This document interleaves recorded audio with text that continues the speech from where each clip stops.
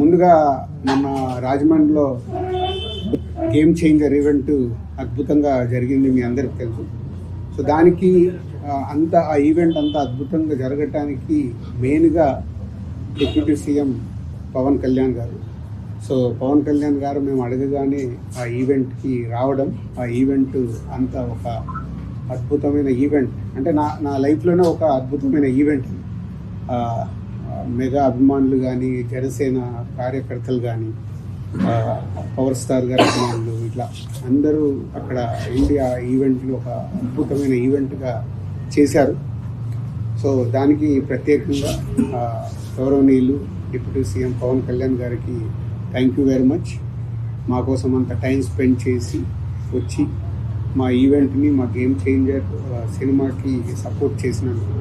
అలాగే AP government సంక్రాంతికి వస్తున్న సినిమాలకి బెనిఫిట్ షో కానీ, అండ్ టికెట్ పండగకి సంబంధించి టికెట్ రేట్స్ ఇవ్వడం కానీ, అది కూడా పవన్ కళ్యాణ్ గారు చొరవ తీసుకొని మాకు దుర్గేష్ గారు, మంత్రివర్యులు దుర్గేష్ గారితో మాట్లాడి టికెట్ రేట్లు 3 సినిమాలకి, సంక్రాంతికి వస్తున్న సినిమాలకు ఇచ్చారు. దానికి కూడా కళ్యాణ్ గారికి, అలాగే మంత్రివర్యులు దుర్గేష్ గారికి, and AP CM Chandrababu Naidu గారికి, అందరికీ thank you very much. So పోతే ఇందాక ఆరాంశి చెప్పిన దానికి నాలో ఎనర్జీ తెచ్చుకోవటానికి ఒక వ్యక్తి కారణం, ఆయననే ఇన్స్పిరేషన్గా తీసుకున్నా, ఈజ్ ఓన్లీ పవన్ కళ్యాణ్ గారు.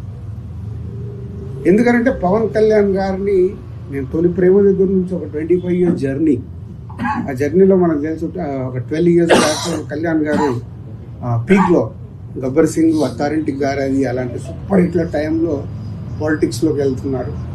అరే ఏంటి ఇంత ఇమేజ్ పెట్టుకొని ఈ టైంలో పాలిటిక్స్లోకి వెళ్తున్నారు, అవసరమా అని చాలామంది, ఆయనను అభిమానించే చాలామంది, ఆయన మంచి కోరుకునే చాలామంది, అందులో నేను ఒక్కని, ఎందుకు ఈ టైంలో. బట్ ఆయన 10 ఏళ్ల జర్నీ చూశాను. వెళ్ళారు, ట్రై చేశారు, వర్కౌట్ కాలే, అలాగని వదిలిపెట్టలా. వచ్చారు, మళ్ళీ సినిమాలు చేశారు, మళ్ళీ వెళ్ళారు, మళ్ళీ ట్రై చేశారు. ఫస్ట్ ఆంధ్రప్రదేశ్ తెలంగాణ విడిపోయినప్పుడు ఉమ్మడిగా వచ్చి వాళ్ళు గవర్నమెంట్కి సపోర్ట్ చేస్తూ ఉన్నారు. సెకండ్ టైము రాలేదు. అంటే ఒక 10 years ఆయన జర్నీ చూసా. వెళ్ళారు, వర్కౌట్ కాలేదు, వెళ్ళారు. సో ఫస్ట్ టైం వర్కౌట్ చేశారు, సెకండ్ టైం వర్కౌట్ కాలేదు, మళ్ళీ ఇప్పుడు వెళ్తున్నారు, వెళ్ళారు. ఏంటి అని ఒక ఎగ్జైట్మెంట్లో ఆయన విజయం, కూటమిలో 21 సీట్స్కి 21 సీట్స్ గెలిచినప్పుడు ఆయన విజయం కనిపించింది. ఈజ్ ద గేమ్ చేంజర్ లాగా కనిపించాడు.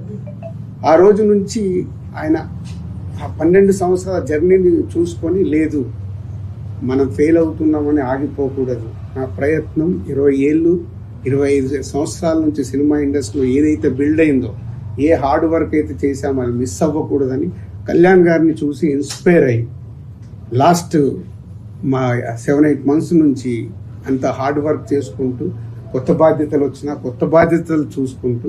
సో మీ అందరికీ తెలుసు నా డ్రైవ్ ఎలా ఉంది. మీరు అడిగితే కూడా టైం ఇవ్వలేక, మీరు ఏదైనా ఇంటర్వ్యూకి అడిగినా సార్ మాట్లాడదామన్నా టైం లేదు, దానివల్ల పరిగెత్తుతూ ఉన్నాను.